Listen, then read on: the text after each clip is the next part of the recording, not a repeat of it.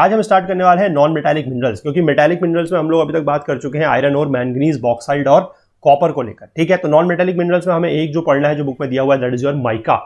ठीक है, among the non metallic minerals produced in India mica is the important one. ठीक है, mica सबसे ज्यादा इंपॉर्टेंट है। The other minerals extracted for local consumption are limestone, dolomite and phosphate। थोड़ा बहुत ये भी है, लेकिन माइका जो है वो सबसे ज्यादा इंपॉर्टेंट है।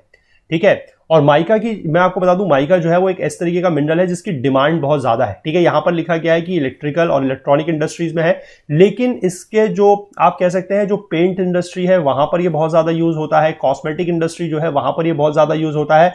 और इंडिया में आप देखेंगे या इसकी अगर आप ओवरऑल वर्ल्ड में भी देखेंगे तो इसकी इलीगल माइनिंग जो है वो बहुत ज्यादा होती है। ठीक है, इलीगल माइनिंग जो है वो बहुत ज्यादा है, क्योंकि इसमें चाइल्ड लेबर वगैरह काफी ज्यादा जो है वो इन्वॉल्व है। इसकी जो माइनिंग है काफी हजार्डियस होती है। अगर आप इसको इंटरनेट पे जाके कहीं पे इसके वीडियोस वगैरह देखेंगे, आप लोगों ने देखे हैं तो आप लोगों को पता होगा। और खासकर जो कॉस्मेटिक सामान होता है, ठीक है, जितना भी मेकअप का सामान स्पेसिफिकली होता है, जितने भी फाउंडेशंस एंड ऑल सारी चीजें होती है, उनमें माइका जो है काफी ज्यादा जो ग्लॉसी मटेरियल एक होता है, that is the mica only. ठीक है, तो माइका का यूज इसमें काफी ज्यादा है। और कॉस्मेटिक इंडस्ट्रीज बेसिकली अब धीमे धीमे ये चीजें होने लगी हैं कि कुछ कॉस्मेटिक इंडस्ट्रीज ने सिंथेटिक माइका जो है उसकी तरफ को मतलब रुक कर लिया है कि किस तरीके से वो माइका को प्रोड्यूस कर रहे हैं सिंथेटिक माइका नाम से।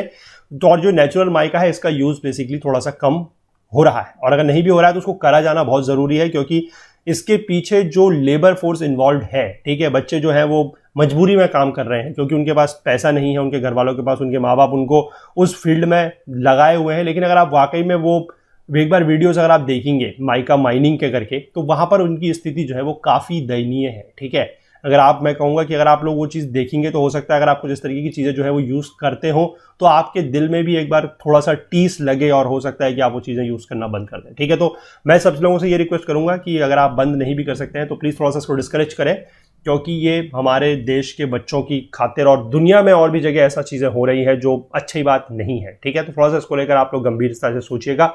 चलिए फिलहाल हम आगे बढ़ते हैं। It can be split into very thin sheets which are tough and flexible. ठीक है, इनको शीट्स के रूप में यूज किया जा सकता है। Mica in India is produced in Jharkhand, Andhra Pradesh, Telangana, Rajasthan, followed by Tamil Nadu, West Bengal and Madhya Pradesh. ठीक है, यहाँ पर ये पाया जाता है झारखंड में, जो इसकी मैं माइंस की बात कर रहा हूं वहां पर। ठीक है, वहां पर चीजें होती हैं। इसमें लिखा गया है, देखिए, in Jharkhand high quality mica is obtained in a belt extending over a distance of about 150 kilometre. ठीक है, 150 किलोमीटर के आसपास in length and about 22 kilometre in width in lower Hazaribagh plateau. ठीक है, हजारीबाग प्लेट्यू आप लोगों को पता है, यहां पर लगभग कहीं पर हजारीबाग प्लेट्यू आता है, लोअर हजारीबाग इस रीजन में। ठीक है, तो यहां पर बेसिकली जो है ये पाया जाता है। आंध्र प्रदेश की हम बात कर ले तो नेल्लौर डिस्ट्रिक्ट है। ठीक है, नेल्लौर डिस्ट्रिक्ट आप लोग मैप में बनाते रहिएगा, साथ साथ में बनाऊंगा आप, और आप लोग मैप में इन चीजों को बनाएंगे। ठीक है, इसमें दिया गया है आंध्र प्रदेश में नेल्लौर डिस्ट्रिक्ट, तो आंध्र प्रदेश की नेल्लौर डिस्ट्रिक्ट आप यहां पर बना लीजिएगा नंबर 1। ठीक है, साथ साथ बनाते चलेंगे हम as usual. This is your Nellore in Andhra Pradesh.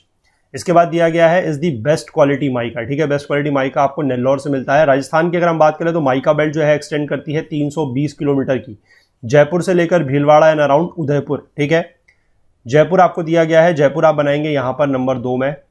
ठीक, नंबर 3 में आप बनाएंगे भीलवाड़ा समवेयर हेयर, नंबर 4 में आप बनाएंगे उदयपुर लगभग समवेयर हेयर। ठीक है, तो number 2 is your Jaipur, number 3 is your Bhilwara and number 4 is Udaipur. बहुत जल्द हम लोग अपनी एक ज्योग्राफी थ्रू मैप्स की सीरीज भी स्टार्ट करने वाले हैं।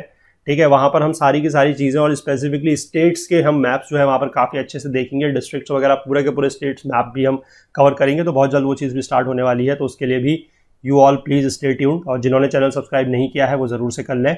ठीक है, माइका डिपॉजिट जो है और कहां पर पाए जाते हैं, कर्नाटक की अगर हम बात कर लें तो मैसूरू और हासन डिस्ट्रिक्ट में। ठीक है, मैसूरू और हासन आप बनाएंगे यहां पर, दिस इज अराउंड यहां पर, this is number 5 and this is approximate यहां पर लगभग दिस इज नंबर 7। ठीक है, this is number 5 is Mysuru, Mysuru या मैसूर जो है that is the same thing. ठीक है, नंबर 6 आप बनाएंगे, this is your Hassan district in Karnataka. इसके बाद आपको दिया हुआ है तमिलनाडु में जगह दी गई है कोयम्बटूर, तिरुचिरापल्ली, मदुरई एंड कन्याकुमारी। ठीक है, तो कोयम्बटूर आप बनाएंगे लगभग अराउंड यहां पर, this is number 7 is Coimbatore. इसके बाद नंबर 8 आप बनाएंगे तिरुचिरापल्ली इज समवट हेयर, यहां पर बनाएंगे तिरुचिरापल्ली नंबर 8। नंबर 9 में आप बनाएंगे मदुरई। ठीक है, इसी से थोड़ा सा नीचे आएंगे, दिस विल बी मदुरई। और नंबर 10 में आप बनाएंगे यहां पर दैट इज कन्याकुमारी। ठीक है, तो number 7 is your Coimbatore, this is Coimbatore. Number 8 is your Tiruchirappalli, ठीक है।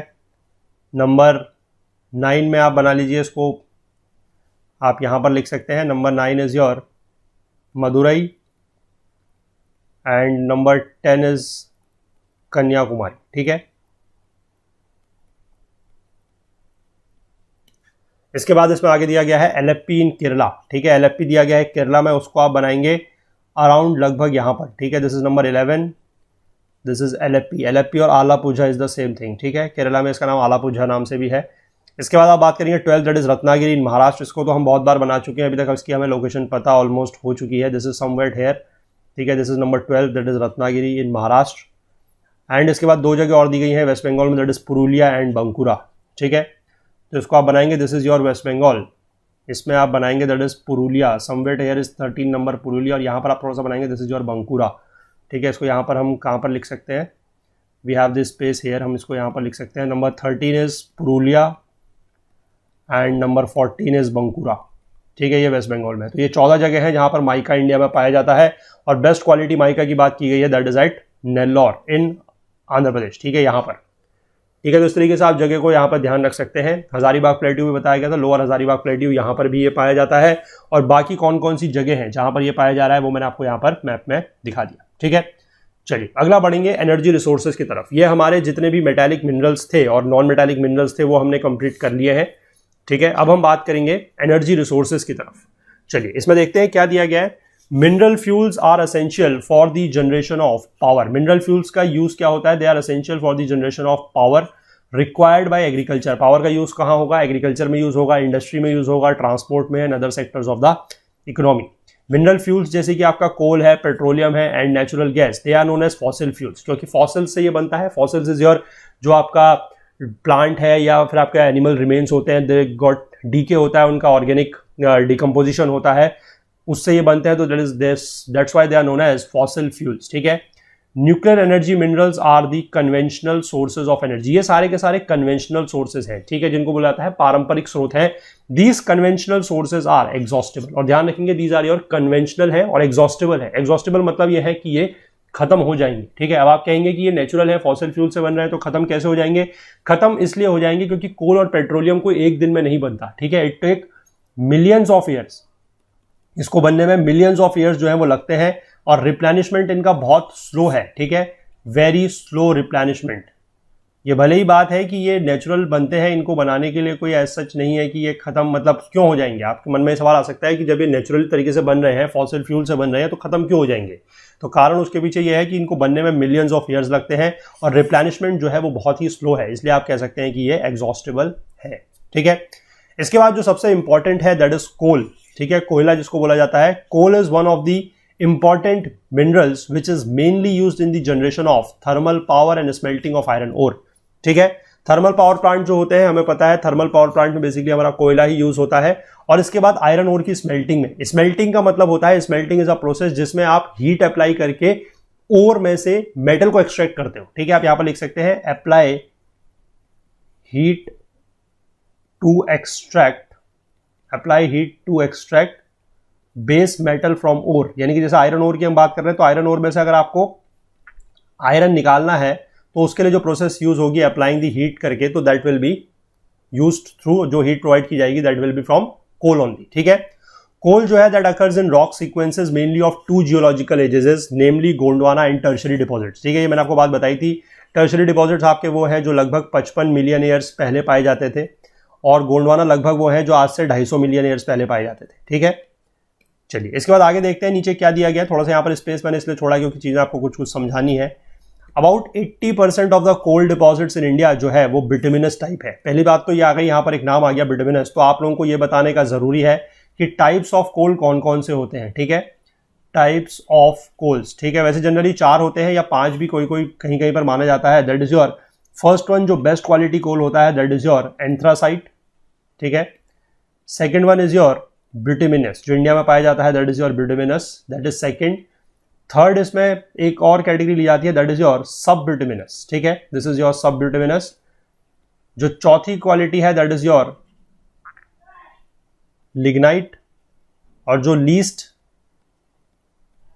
जो सबसे हल्की क्वालिटी होती है दैट इज योर पीट। ये 5 क्वालिटी का कोल जो है जनरली पाया जाता है। Anthracite is the best one. India में जो है दैट इज बिटुमिनस पाया जाता है, ठीक है। तो 80% जो है इंडिया में बिटुमिनस पाया जाता है and is of non coking grade. अब ये एक अलग समस्या है कि ये कोकिंग ग्रेड क्या है, ठीक है। देखिए कोल से बेसिकली क्या होता है कि कोल से आप कोक बना सकते हैं, ठीक है। कोक क्या होता है? Coke is a grey hard and porous fuel. ये एक फ्यूल होता है, ठीक है, जो बेसिकली आपका किससे बनता है? कोल से बनता है, ठीक है। जिसका इस कोल का ये जो कोक है इसका क्या होता है? It has got high carbon content. इसमें कार्बन कंटेंट जो है वो बहुत ज्यादा होता है एंड फ्यू इंप्योरिटीज, और इंप्योरिटीज जो है वो बहुत ही कम होती है, ठीक है। पहली बात तो ये हो गई। अब कोक से कोल बनता है, जो प्रोसेस है that is your destructive distillation, ठीक है। डिस्ट्रक्टिव डिस्टिलेशन इसका मतलब है इसको आप कोल को अगर आप गर्म करेंगे, हीट करेंगे in the absence of air, ये आपको ध्यान रखना है, बिना हवा के, in the absence of air. Closed container में आप इसको गर्म करेंगे in the absence of air, तो that is known as your destructive distillation, ठीक है। उससे बनता है कोक, ठीक है। इसके बाद कोक जो है या सॉरी जो कोल है इसके ग्रेड्स है, ठीक है। जो कोल है उसके ग्रेड्स हैं, that is your coal grades, ठीक है। जो मैंने ऊपर बताया they are types, they are not grades, ठीक है। इसमें 3 टाइप का होता है, that is your coking coal, जिससे कोकिंग कोल का मतलब है जिससे आपका कोक बन सकता है, ठीक है। दूसरा होता है सेमी एंड वीकिंग कोकिंग कोल, ठीक। और तीसरा जो होता है that is your non coking coal, क्योंकि इंडिया में जो लिखा गया है कि जो कोल पाया जाता है वो ऑलमोस्ट नॉन कोकिंग है, ठीक है। और इनका बेसिकली जो क्लासिफिकेशन किया जाता है वो अलग अलग क्राइटेरियाज हैं। कोकिंग कोल को जो है वो क्लासिफाई करते हैं on the basis of ash content, ठीक है। और 8 ग्रेड है इसमें, इसके अकॉर्डिंग जो कोकिंग कोल से इंडिया में जो पाया जाता है, मतलब ओवरऑल की बात करी जा रही है, ठीक है, क्योंकि इंडिया में तो ये ऑलमोस्ट है ही नहीं ओवरऑल, क्योंकि ये मिनिस्ट्री ऑफ कोल से ये डेटा उठाया गया है, तो आप लोग मान सकते हैं कि this is very authentic data, ministry of coal, ठीक है। तो कोकिंग कोल जो है उसको ऐश कंटेंट के आधार पर हम लोग क्लासिफाई करते हैं और 8 ग्रेड है उसके अकॉर्डिंग। और इसके बाद हम बात कर लेते हैं अबाउट दी सेमी और वीकिंग कोकिंग कोल। तो इसको क्लासिफाई किया जाता है on the basis of ash plus moisture content, ठीक है। इसमें कितना ऐश और मॉइस्चर कंटेंट है और इसके अकॉर्डिंग इसको क्लासिफाई किया जाता है 2 ग्रेड्स में। और जो नॉन कोकिंग कोयल है जो इंडिया में पाया जाता है, इसको क्लासिफाई किया जाता है on the basis of gross calorific value, ठीक है, ग्रॉस कैलोरीफिक वैल्यू। और इसके आधार पर इसको 17 ग्रेड्स में जो है वो क्लासिफाई किया जाता है, ठीक है। 17 ग्रेड्स में क्लासिफाई किया जाता है नॉन कोकिंग कोल को, ठीक। चलिए, तो ये this is all about your grades and the coking coal and all, ठीक है। इसमें आगे बढ़ते हैं। The most important Gondwana coal fields of India are located at. हमने बताया आपको 2 जगह है, दैट इज गोंडवाना कोल भी है, टर्शियरी डिपॉजिट्स भी है। तो जो गोंडवाना कोल है वो कहां पर पाया जाता है? That is in the Damodar valley, ठीक है। दामोदर वैली मैंने आपको बताया है, जहां पर दामोदर नदी बहती है बंगाल और झारखंड से होते हुए।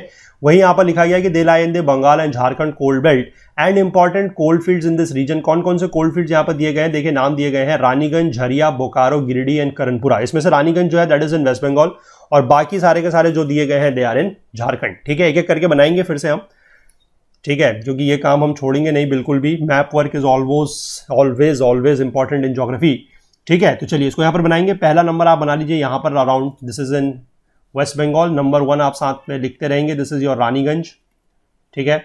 इसके बाद नंबर 2 आप बनाएंगे, दैट इज झारिया, ठीक है। नंबर 2 आप झारिया बनाएंगे ऑलमोस्ट, ठीक है। फिर से मैं कहूंगा कि मैप्स आर अप्रोक्सीमेट, ठीक है। बिल्कुल आप एग्जैक्टली लोकेशन देखिए, ये सवाल मत खड़े करिएगा कि मैप में जो लोकेशन है वो गलत है। थोड़ा सा अप्रोक्सीमेट मैप है, क्योंकि इतने बड़े इंडिया के मैप में एग्जैक्ट लोकेशन नहीं हो सकती है, ठीक है। जैसे किसी को कोई डाउट हो रहा था एक बार जब हमने अपनी जो इंडिया फिजिकल एनवायरनमेंट की बुक जो हम कोर्स कर रहे थे ज्योग्राफी का, उसमें किसी को ये डाउट हुआ था कि गंगा की जो इतनी सारी ट्रिब्यूटरीज हैं, जो सहायक नदियां हैं, वो पता नहीं लग पा रही थी। जो मैंने मैप आप लोगों को बना के दिया था उसमें पता नहीं लग रही थी। उनको ये समस्या थी कि वो सारी के सारी नदियां जो है वो इंडिया के मैप में दिखाई जाए, ठीक है। अब अगर मैं एग्जाम्पल के तौर पर आपको बताऊं तो इंडिया का गंगा का आपको कोर्स पता है, वो केवल इतने से में है, ठीक है। गंगा इतने से में जो है वो बहती है और इतने से में उसका काम पूरा हो जाता है, ठीक है। कुछ नदी यहां से आती है, कुछ यहां से आती है, थोड़ा बहुत ऐसे करके गंगा का काम हो जाता है। अब इतने में नदी में अगर मैं आपको जितनी मैंने वहां पर रिवर्स बनाई है, ठीक है, अगर मैं इतने में आपको वो चीजें दिखाऊंगा तो इट इज नॉट पॉसिबल कि आप डिस्टिंग्विश कर पाए, ठीक है। जिसको पता है, जिसने वो कोर्स फॉलो किया, उसको पता है कि गंगा जो है, गंगा बनने से पहले, ठीक है, जब वो गंगा बनती है देवप्रयाग में, उससे पहले ही उससे 5 या 6 नदियां निकलती हैं, जहां पर पंचप्रयाग की बात की गई है उत्तराखंड में। अब इतने से उत्तराखंड के इंडिया के मैप में अगर मैं आपको इतने से उत्तराखंड में 5 प्रयाग दिखाऊंगा, ठीक है, तो आपको कुछ नहीं पता लगेगा कि क्या चीज कहां पर है। ठीक है, तो इसीलिए वो थोड़ा सा प्रयास ये था कि आप लोगों को चीजें अच्छे से डिस्टिंग्विश होकर दिख पाए। ठीक है, अगर किसी को उसमें कोई प्रॉब्लम होती है तो वो पूछ सकता है, लेकिन आप इस तरीके के सवाल मत पूछा करिए कि आपको इंडिया के मैप में गंगा की और सारी ट्रिब्यूटरीज देखनी है। It is not possible. It is like कि आप अपने घर को लोकेट करना चाह रहे हैं इतने बड़े इंडिया के मैप में, अब आपको एग्जैक्ट लोकेशन मिलेगी नहीं। ठीक है, तो इसीलिए इस मैप में भी मैं कहूंगा कि एग्जैक्ट लोकेशंस ना ढूंढें, अप्रॉक्सीमेट है, थोड़ा बहुत आपको आइडिया लग जाएगा चीजें कहां पर है। ठीक है, तो नंबर 2 में आपने बना लिया झारिया, नंबर 3 में आप बनाएंगे बोकारो। ठीक है, नंबर 3 में, सॉरी इसको आप थोड़ा सा नीचे बनाइएगा, झारिया इज नॉट हेयर, झारिया जो है झारिया इज समवट अराउंड हेयर। ठीक है, इसके बाद यहां पर आप बनाएंगे this is your Bokaro, number 3 is your Bokaro. ठीक है, इसके बाद आप थोड़ा सा और इधर की तरफ को आएंगे, that is number 4, number 4 will be और गिरिडीह। ठीक है, नंबर 4 गिरिडीह इज लगभग हेयर, दिस इज नंबर 4। ठीक है, दिस इज गिरिडीह। इसके बाद आप नंबर 5 बनाएंगे, दैट इज योर करणपुरा, थोड़ा सा इसी से और ऊपर आ जाएंगे आप लगभग यहां पर, दिस इज नंबर 5, इसको मैं यहां पर लिख देता हूं, दिस इज करणपुरा। ठीक है, तो ये आपकी जो है बेल्ट हो गई झारखंड और वेस्ट बंगाल की, जहां पर कोयला पाया जाता है। ठीक है, रानीगंज इन वेस्ट बंगाल और बाकी ये 4 जगह हैं, दिस इज इन झारखंड। ठीक है, आगे देखिए, Jharia is the largest coal field followed by Raniganj. तो झारिया जो है इन झारखंड, ये मैंने आपको दिखाया नंबर 2 में, ये सबसे बड़ा है, इसके बाद है Raniganj. Other river valleys associated with coal are, Godavari नदी है जो, महानदी है, और ये सोन, ये फिर से कहूंगा सोन है। ठीक है, इसको सही कर लीजिएगा।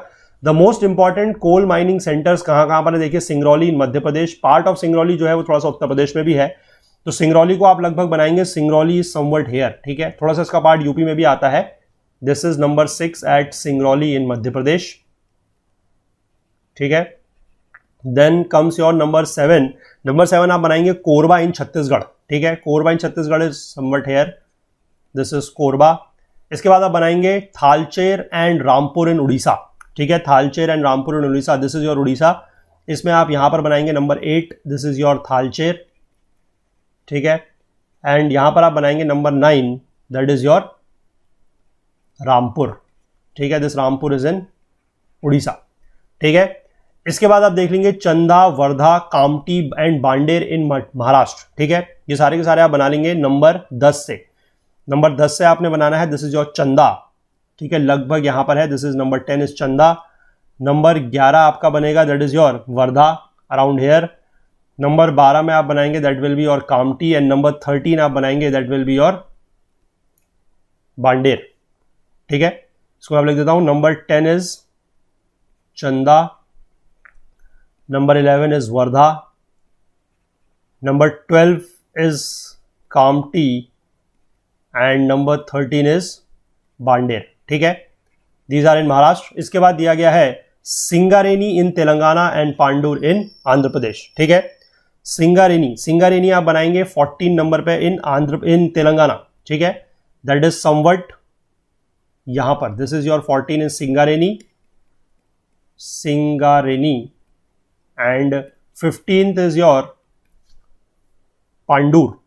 ठीक है, this is somewhat here, this is 15 Pandur in Andhra Pradesh. ठीक है, तो ये तो आपके सारे के सारे हो गए जहां पर गोंडवाना कोल पाया जाता है। इसको मैं एक काम करता हूं, मैं थोड़ा सा इसमें इसके ऊपर से कलर दे देता हूं आप लोगों को, ताकि आप इसको डिस्टिंग्विश कर पाए। ठीक है, या इसको एक काम करते हैं, ऐसे कर देते हैं। ठीक है, सारे के सारे को राउंड ऑफ कर देते हैं, सो दैट आपको पता लगे कि ये सारे के सारे कौन से हैं, दीज आर योर, जहां पर आपका गोंडवाना कोल पाया जाता है। ठीक है, इसको थोड़ा थोड़ा ऐसे करके आप कर लीजिए ताकि डिस्टिंग्विश कर पाए हम लोग। ठीक है, इसके बाद नीचे दिखा गया है जो टर्शरी कोल्स है, ये भी पाया जाता है कहीं कहीं पर, थोड़ा सा इसको भी देखेंगे हम लोग। टर्शरी कोल्स अकर इन आसाम। ठीक है, आसाम, अरुणाचल प्रदेश, मेघालय और नागालैंड, यानी कि जो आपका नॉर्थ ईस्टर्न पार्ट है वहां पर पाया जा रहा है कौन सा कोल है, that is your tertiary coal. ठीक है, it is extracted from Darangiri, Cherrapunji, Mewlong and Langrin in Meghalaya. पहली बात तो ये दरांगगिरी को सही कीजिएगा, ये दरांगगिरी नहीं है, दिस इज योर दरांगगिरी। ठीक है, दिस इज सॉरी दरांगगिरी। ठीक है, दरांगगिरी है ये। अब इसको बनाएंगे, थोड़ा सा देखते हैं कहां पर है ये, अराउंड लगभग नंबर 16 मेघालय में जो आपका गारो हिल्स है। ठीक है, ये गारो हिल्स के आसपास है लगभग, यहां पर आप इसको बना लीजिए नंबर 16। ठीक है, नंबर 16 इज, मैं यहां पर लिख देता हूं, दिस इज दरांगगिरी। ठीक है, इसके बाद नंबर 17 में आप बना लीजिएगा चेरापूंजी जस्ट इसके बगल में, दैट इज योर खांसी hills. Number 17 that is Cherrapunji, ठीक है। इसके बाद ये मिलोंग और लांगरिन भी इसी के आसपास है, ठीक है। इसके बाद आप बनाएंगे आसाम में 3 जगह दी गई है, that is your Makum, Jaipur and Nazira. ये पहली बात तो ये जयपुर को भी आप करेक्ट कीजिएगा, अगर आप मैप में देखेंगे this name will be Jaipur, ठीक है, जयपुर है ये। तो माकुम, जयपुर एंड नजीरा इन अपर आसाम, ठीक है। 18, 19, 20 में हम लोग चलेंगे इसके लिए।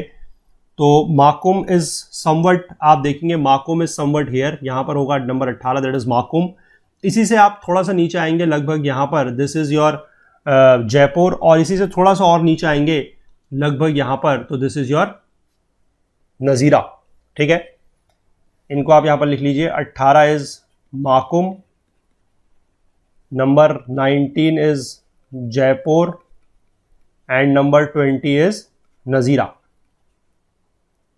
ठीक है, दिस इज नजीरा, ओके। इसके बाद आपका ये हो गया। इसके बाद एक जगह और दी गई है दैट इज नामचिक, नामफुक इन अरुणाचल प्रदेश, ठीक है। ये आप जस्ट यहां पर देखेंगे, जो ये वाला एरिया कंप्लीट हो रहा है यहां पर, जस्ट यहां पर है, दिस इज योर 21, ठीक है, दिस इज 21। ये एक ही रीजन है दैट इज नामचिक, नामफुक, ठीक है, नामचिक, नामफुक इन अरुणाचल प्रदेश। और एक जगह आपको और दी गई है दैट इज कालाकोट इन जम्मू कश्मीर, ठीक है। कालाकोट इन जम्मू कश्मीर को आप लगभग बनाएंगे यहां पर, ठीक है, अप्रॉक्सीमेट लगभग यहां पर बनाएंगे, दिस इज 22 कालाकोट। ये कालाकोट जो है this is in your Rajouri district of Jammu and Kashmir, ठीक है, राजौरी डिस्ट्रिक्ट में है ये कालाकोट। अब इसमें आप क्या कीजिए, जो ये वाले मैंने बनाए हैं अभी वाले रिसेंट, इनको आप अलग कलर कर दीजिए सो दैट कि ये पता लग सके कि ये टर्शरी कोल्स हैं, ठीक है। These all are your tertiary coals, जितने भी यहाँ पर नॉर्थ ईस्टर्न रीजन में पाए जा रहे हैं और एक जम्मू कश्मीर में पाए जा रहे हैं, these are your tertiary coals. और बाकी जो मैंने अलग कलर से दिखाए हैं दीज आर योर, ये कौन से कोल है, these are your Gondwana coals, ठीक है। चलिए, इसके बाद कोल्स भी होता है। अब हम आएंगे पेट्रोलियम की तरफ। पेट्रोलियम में क्या है, देखिए, पेट्रोलियम जो crude petroleum consist of hydrocarbon, उसमें हाइड्रोकार्बन होते हैं यानी कि हाइड्रोजन और कार्बन के कंपाउंड्स होते हैं, of liquid and gaseous states, varying in chemical composition, colour and specific gravity, ठीक है। स्पेसिफिक ग्रेविटी से अलग होते हैं, इसीलिए उनका क्या किया जाता है, फ्रैक्शनल डिस्टिलेशन, ठीक है। ये प्रोसेस आपको पता होनी चाहिए कि पेट्रोलियम से अलग अलग प्रोडक्ट्स जो है वो कैसे अलग किए जाते हैं, ठीक है।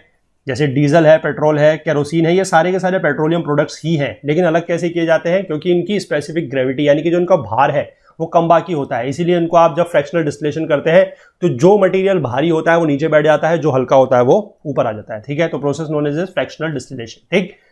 It is an essential source of energy for all internal combustion engine, जितने भी हमारे इंटरनल कंबशन होते हैं, जैसे कि ऑटोमोबाइल्स में है, रेलवेज में है, एयरक्राफ्ट्स में है, या इंडस्ट्रीज वगैरह में भी जहां पर कुछ इस तरीके की मशीन्स वगैरह चलती है, जनरेटर्स वगैरह होते हैं, उन सब में ये यूज होता है as a source of energy, ठीक है। Its numerous by products are processed in petrochemical industries, इसके कुछ बाय प्रोडक्ट्स भी होते हैं, जैसे कि फर्टिलाइजर में यूज होता है, सिंथेटिक रबर है, सिंथेटिक फाइबर है, मेडिसिन है, वैसलीन है, ठीक है। ये आप लोग जो है वो यूज भी करते हैं, ठीक है, जिसको वैसलीन पेट्रोलियम जेली के नाम से जो आता है वो भी आपका एक पेट्रोलियम प्रोडक्ट ही है, ठीक है। जिसको अगर पता है तो बहुत अच्छी बात है, नहीं पता है तो वो यहां से नोट डाउन कर सकते हैं कि वैसलीन पेट्रोलियम जेली जो आपका आता है, जिसको आप लोग बेसिकली सर्दियों में स्पेसिफिकली यूज करते हैं मॉइस्चर रिटेन करने के लिए अपनी स्किन का, वो भी एक पेट्रोलियम का बाय प्रोडक्ट ही है, ठीक है। इसके बाद lubricants, wax, soap and cosmetics, इन सब में जो है पेट्रोलियम के बाय प्रोडक्ट्स यूज होते हैं। क्रूड पेट्रोलियम जो है that occurs in sedimentary rocks of the tertiary period, फिर से टर्शरी पीरियड का नाम आया है 55 मिलियन साल पहले। Oil exploration and production was systematically taken up after the oil and natural gas commission was set up in 1956। उससे पहले डिगबोई जो असम में था was the only oil producing region, but the scenario change after 1956। 1901 में एक company थी that was your Assam oil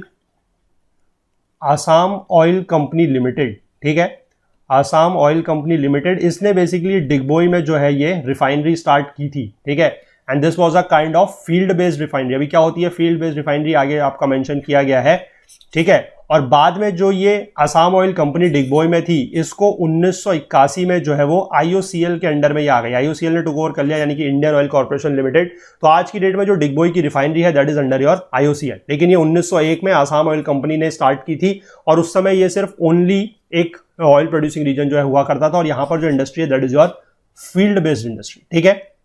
In recent years, new oil deposits have been found at extreme western and eastern parts of the country. ध्यान रखिएगा कि देश के अंदर नहीं है, ठीक है, मतलब जो आपका इंटीरियर पार्ट है वहां पर नहीं है, या तो आपका वेस्टर्न पार्ट में है, एक्सट्रीम वेस्टर्न पार्ट में है, गुजरात का जो रीजन है, महाराष्ट्र का जो रीजन है वहां पर, या फिर ये आपका एक्सट्रीम ईस्टर्न पार्ट्स में ही है। ठीक है, चलिए इसमें जो जगह यहां पर दी गई है वो हम बनाएंगे। In Assam we have Digboi, Naharkatiya and Moran are important oil producing areas. ठीक है, फिर से एज यूजुअल हम लोग इसको बनाएंगे। This is your number 1, this is Digboi. इसके बाद आप थोड़ा सा इसमें इस तरफ पाएंगे, this is your number 2, that is your Moran, और यहां पर आप आएंगे, this is number 3, that is sorry number 2 is Nahar कटिया, नंबर 3 इज मोरान। तो नंबर 1 इज योर डिगबोई। ठीक है, डिगबोई जो आपका है, अगर आप मैप में देखेंगे तो जहां पर तिनसुकिया पड़ता है, ठीक है, तिनसुकिया डिब्रूगढ़ उससे ऊपर पड़ता है Digboi. Number 2 is your Nahar कटिया, इसके जस्ट पास में ही है ये भी, दिस इज नाहर कटिया। और थोड़ा सा इसी से आप नीचे की तरफ को आ रहे हैं तो आपको मिल जा रहा है मोरान। ये तीनों जगह जो है दैट इज इन आसाम। इसके बाद आप आ जाएंगे वेस्टर्न साइड में, तो गुजरात में आपके पास है अंकलेश्वर, कलोल, महसाणा, नवगाम, कोसांबा एंड लुनेज। ठीक है, एक एक करके इसको बनाएंगे। नंबर 4 पे आप बनाएंगे Ankleshwar, this is somewhat here, यहां पर आप बनाएंगे नंबर 4। ठीक है, number 4 is Ankleshwar in Gujarat. Number 5 is your Kalol. ठीक है, कहां पर बनाएंगे मैं बताता हूं आपको, दिस इज नंबर 5 अप्रोक्सीमेटली यहां पर, this is number 5 is Kalol. इसके बाद नंबर 6 पे आप बनाएंगे, that will be your Mehsana. ठीक है, this Mehsana is again in Gujarat, number 6 approximately आप इसको यहां पर बना सकते हैं, नंबर 6। नंबर 7 में आप बनाएंगे, that will be your Navgam. ठीक है, इसकी स्पेलिंग आप देखेंगे तो NAVA भी आपको लिखी हुई दिखेगी। ठीक है, दैट इज नवगाम, इसको आप बनाएंगे नंबर 7 अराउंड यहां पर। इसके बाद नंबर 8 में आप बनाएंगे कोसांबा। ठीक है, कोसांबा नंबर 8 अप्रोक्सीमेटली थोड़ा सा जहां पर आपने ये इसको थोड़ा सा आप इधर बनाइए, एक मिनट, नंबर 4 को, और नंबर 8 आप यहां पर बनाइएगा। ठीक है, दिस इज थोड़ा सा इसके नीचे है, ये जो आपका अंकलेश्वर है उससे नीचे, दैट इज कोसांबा। और इसके बाद आपका एक लास्ट है, that is number 9 which is your Lunej. ठीक है, लुनेज जो है वो लगभग आपका बनेगा यहां पर, दिस इज नंबर 9 इज लुनेज। ठीक है, तो ये आपके हो गए गुजरात साइड में, यानी कि वेस्टर्न साइड में, और जो ईस्टर्न साइड में वो ने आपको बता दिया। जो 3 जगह आपकी दी गई है असम में, that is your Digboi, Naharkatiya and Moran. ठीक है, इसके बाद मुंबई हाई जो है which lies 160 kilometre off Mumbai was discovered in 1973 and production commenced in 1976। ठीक है, महाराष्ट्र जो है मुंबई से थोड़ा सा दूर है ये, यानी कि ऑफ शोर है, यानी कि इस रीजन में लगभग कहीं पर पाया जाता है, that is your Mumbai high. ठीक है, oil and natural gas have been found in exploratory wells in the Krishna Godavari and Kaveri basin. ठीक है, कृष्णा गोदावरी और कावेरी के बेसिन में भी ये पाया जाता है on the east coast. Oil extracted from the wells is crude oil, वो कच्चा तेल होता है। ठीक है, एंड कंटेन्स मेनी इंप्योरिटीज, उसमें काफी ज्यादा इंप्योरिटीज वगैरह होती है। It can not be use directly, उसको डायरेक्टली यूज नहीं कर सकते, उसको रिफाइन करना पड़ता है। ठीक है, तो मैं यही आपको बता रहा था कि 2 टाइप की रिफाइनरीज जो है इंडिया में है, वन इज फील्ड बेस्ड और दूसरी है market based. Field based industries वो होती है, या रिफाइनरीज वो होती है जो आपकी ऑयल वेल्स में ही एस्टेब्लिश होती है। जैसे मैंने आपको बताया डिगबोई, डिगबोई में आप देख रहे हैं कि Digboi is also a producing area, यानी कि डिगबोई में पाया भी जाता है। और डिगबोई में ही बेसिकली क्या है कि Digboi is an example of field based, यहाँ पर यानी कि यहाँ पर क्या है, ऑयल रिफाइनरी भी है, तो that is a field based refinery. और मार्केट बेस्ड रिफाइनरी होता है कि जब आप उसको वहां से दूर कहीं और जाके जब आप उसको करते हैं, ठीक है, जब आप उसको कहीं और ले जाके जब रिफाइनरी बनाते हैं तो that is known as your market based. ठीक है, मानने की मार्केट के नजदीक आप कह सकते हैं। इसका एग्जांपल आपको दिया गया है, that is Barauni, Barauni is in Bihar. ठीक है, ये मैं यहां पर आप लोगों को जितने यहां पर दिखे गए हैं वो मैंने आपको दिखा दिए हैं। ठीक है, नंबर 10 आप लिख लीजिएगा बरौनी। एक आपका बुक में एक मैप दिया हुआ है जिसमें आपको कुछ इंडिया की ऑयल रिफाइनरीज के बारे में दिया गया है। ठीक है, वो मैप मैं यहां पर इंक्लूड नहीं कर रहा है क्योंकि वो मैंने नहीं बनाया है, वो एनसीईआरटी में मैप दिया हुआ है। आप लोग एक बार उसको भी जरूर जो है थोड़ा सा देख लीजिएगा, उसमें सारी की सारी जो जगह है ऑयल रिफाइनरीज के नाम से वो मैप है, वो वहां पर आपको देखने को मिल जाएगा। ठीक है, चलिए इसके बाद थोड़ा सा इसमें नेचुरल गैस को लेकर हम और बात कर लेते हैं, लास्ट रहेगा ये आज का। The gas authority of India limited, that is your गेल।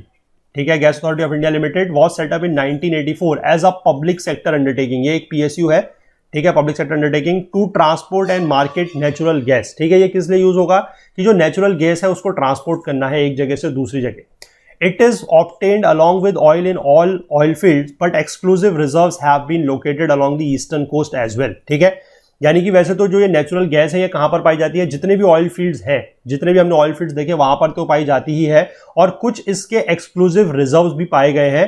कहां पर, along the eastern coast as well as कहां पर देख सकते हैं आप, तमिलनाडु में eastern coast, Orissa, Andhra Pradesh, Tripura, Rajasthan and offshore wells in Gujarat and Maharashtra, ठीक है। यानी कि अगर आप ईस्टर्न कोस्ट की बात करें तो तमिलनाडु में है, उड़ीसा में है, आंध्र प्रदेश में है, और अगर आप नॉर्थ ईस्ट में जाएं तो आपको त्रिपुरा में मिल जाएगा, ठीक है। राजस्थान में है अगर आप वेस्टर्न साइड में आए, और ऑफ शोर वेल्स की अगर हम बात करते हैं बॉम्बे हाई की तरफ, तो उस तरह आपका गुजरात और महाराष्ट्र में भी ये जो नेचुरल गैस है ये पाई जाती है, ठीक है।